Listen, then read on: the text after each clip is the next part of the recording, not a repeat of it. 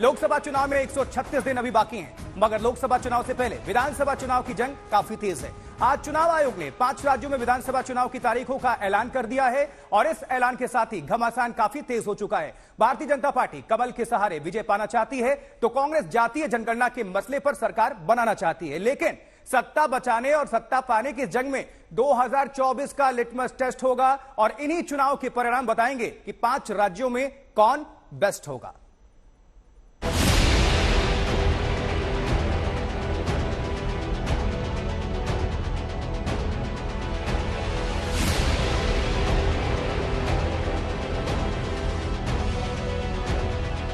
Date of counting would be 3rd, which is common of course for all these states.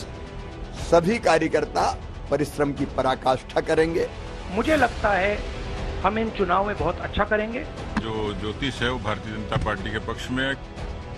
और तारीखों के ऐलान के साथ ही 5 राज्यों के घमासान की औपचारिक रणभेरी बज गई।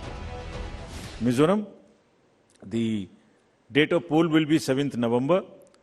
And date of counting would be 3rd, which is common of course for all these states, and elections in all these states would be completed by 5th of December. So date of poll is 7th November. Similarly, in case of Chhattisgarh, the elections would be in 2 phases.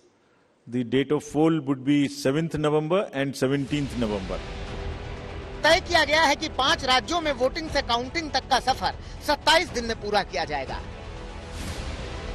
Mizoram में 7 नवंबर को चुनाव होगा, उसके बाद छत्तीसगढ़ में 2 चरणों में चुनाव होगा। पहला चरण 7 नवंबर को, दूसरे चरण का 17 नवंबर को होगा। मध्य प्रदेश में 17 नवंबर को चुनाव है। राजस्थान में 23 नवंबर को मतदान होगा और सबसे अंत में तेलंगाना में 30 नवंबर को चुनाव होगा। 3 दिसंबर को विधानसभा चुनावों के नतीजे आएंगे। इस ऐलान के साथ ही चुनावी रण और भीषण हो गया है, क्योंकि ये लड़ाई लड़ी तो 23 के लिए जा रही है, मगर इसके मायने 24 तक असर करेंगे। देखा जाए तो विधानसभा चुनाव में विपक्ष ने जातीय जनगणना को सबसे बड़ा मुद्दा बनाया है, इसीलिए राहुल गांधी गिनाते नहीं थकते कि उनके कितने सीएम ओबीसी हैं। और 4 हमारे 4 चीफ मिनिस्टर्स हैं, 4 में से 3 ओबीसी वर्ग के हैं। बीजेपी के 10 चीफ मिनिस्टर हैं, 1 ओबीसी वर्ग के हैं और वो भी कुछ ही दिन में चीफ मिनिस्टर नहीं रहेंगे। अब एक तरफ कांग्रेस ओबीसी कार्ड के जरिए जीत के सब्जबाग सजा रही है, दूसरी ओर बीजेपी कमल को ही अपना चेहरा बता रही है, यानी किसी खास चेहरे पर चुनाव लड़ने की बजाय चुनाव निशान को वरीयता दे रही है। मध्य प्रदेश में ओबीसी वाली रणनीति इसीलिए बनाई जा रही है क्योंकि मध्य प्रदेश में 2018 के विधानसभा चुनाव में बीजेपी को 48% और कांग्रेस को 41% वोट मिले थे, जबकि 2019 के आम चुनाव में बीजेपी को 66% और कांग्रेस को 27% ओबीसी वोट मिले थे। ओबीसी वोट बैंक पर बीजेपी की पकड़ का जिक्र किया जाए तो राजस्थान में भी 2018 के विधानसभा चुनाव में बीजेपी को 46% और कांग्रेस को 38% वोट मिले थे, जबकि 2019 के आम चुनाव में बीजेपी को 72% और कांग्रेस को सिर्फ 23% ओबीसी वोट मिले थे। 5 राज्यों के ये चुनाव इसलिए भी अहम है क्योंकि 5 राज्यों में 679 विधानसभा सीटें हैं। 5 राज्यों में 16 करोड़ 14 लाख वोटर हैं। 60 लाख से ज्यादा वोटर पहली बार मतदान करने वाले हैं। 8 करोड़ से ज्यादा पुरुष वोटर हैं और करीब 8 करोड़ महिला मतदाता हैं। महिला वोटरों की संख्या बढ़ रही है। अब बीजेपी कह रही है कि इन विधानसभा चुनावों में वो जोरदार जीत दर्ज करेगी। जो अंकगणित है, जो ज्योतिष है, वो भारतीय जनता पार्टी के पक्ष में है। कार्यकर्ताओं का परिश्रम, पार्टी का संगठन, मोदी जी का नाम और काम और कांग्रेस के कुकर्म, ये सब भारतीय जनता पार्टी को जीत की तरफ अग्रसर करते हैं। जीत का दावा तो कांग्रेस भी कर रही है, मगर दावा करते करते राहुल गांधी की जुबान फिसल गई। बाद में सुधार किया, लेकिन पहले क्या कहा वो सुनिए। मध्य प्रदेश में उनकी सरकार जारी है, राजस्थान में भी सरकार जारी है, छत्तीसगढ़ में भी जारी है, तेलंगाना में जारी, सॉरी उल्टा बोल दिया छत्तीसगढ़ में हमारी सरकार है, आ रही है। आपने कंफ्यूज कर दिया मुझे। राजस्थान में आ रही है, छत्तीसगढ़ में आ रही है, मध्य प्रदेश में जारी है। राहुल गांधी ने मान लिया कि वो उल्टा बोल गए। बहरहाल अब सामने समर है, देखना होगा कि विपक्ष का महागठबंधन इस चुनाव में बीजेपी को कितनी और कैसी टक्कर देता है। दिल्ली से हिमांशु मिश्रा, मौसमी सिंह और संजय शर्मा के साथ आज तक ब्यूरो। तो देखिए, जिन 5 राज्यों में विधानसभा की जंग है उनमें मध्य प्रदेश भी है और मध्य प्रदेश में कांग्रेस कमलनाथ के चेहरे पर चुनावी सफर में उतरी है, तो भारतीय जनता पार्टी ने अपना चेहरा अपने चुनाव निशान यानी कमल को बनाया है। अब बीजेपी को भरोसा है कि कमल के निशान पर मध्य प्रदेश का रण वो एक बार फिर जीतने में सफल रहेंगे, मगर कांग्रेस ने जातीय जनगणना वाला दांव खेलकर यह बता दिया है कि मध्य प्रदेश का चुनावी समर जबरदस्त होने जा रहा है।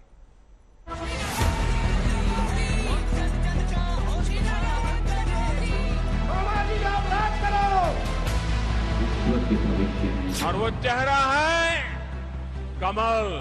कि अब तक की सबसे बड़ी विजय भारतीय जनता पार्टी हासिल करेगी।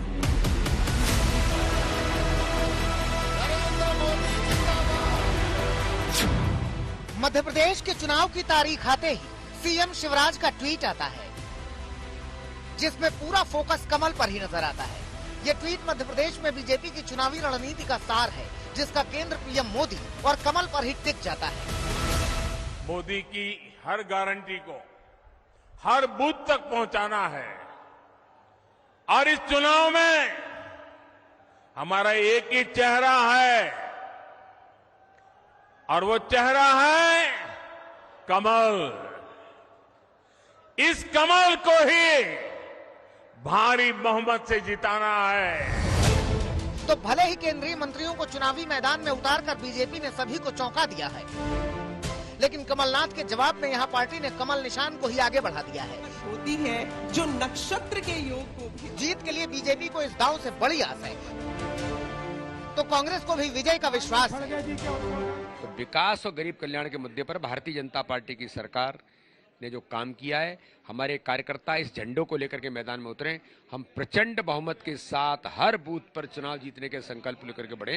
हम ऐतिहासिक बहुमत की इस बार सरकार बनाएंगे। मिजाज बहुत अच्छा रहेगा और पिछले चुनाव से बहुत ज्यादा बेहतर रहेगा। नरेंद्र मोदी जिंदाबाद।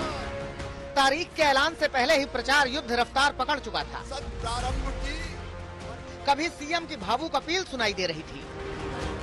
आपने बरसों तक ये कांग्रेस करा, बताओ कभी जनता की ऐसी चिंता होती थी क्या? बोल के बताओ, होती थी क्या?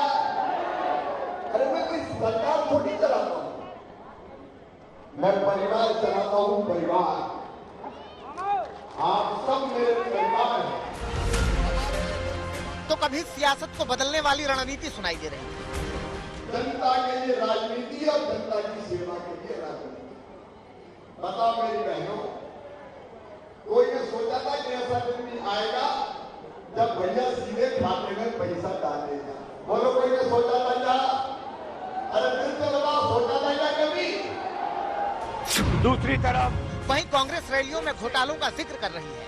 करीब 50% ओबीसी वोटों को साधने के लिए जातिगत जनगणना का दांव चल रही है।